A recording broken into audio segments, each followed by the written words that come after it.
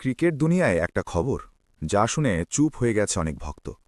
Andre Russell, তিনি নাকি খেলাকে বিদায় জানিয়েছেন।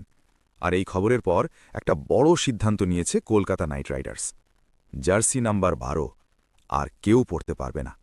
হ্যাঁ, ঠিকই শুনছ, এই নাম্বারটা এখন শুধু একটা সংখ্যা না, এটা একটা ইতিহাস, এটা একটা অনুভূতি।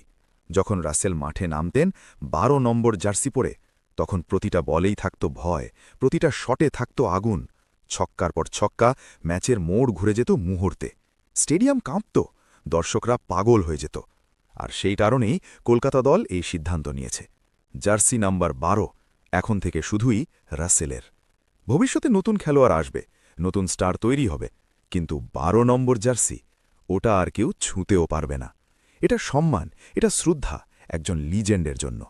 ভক্তদের চোখে জল, মনে হাজারো স্মৃতি, কারণ তারা জানে এই জার্সির সাথে জড়িয়ে আছে অসংখ্য জয়ের গল্প। নামটা মনে রেখো, আন্দ্রে রাসেল, আর নাম্বারটা 12।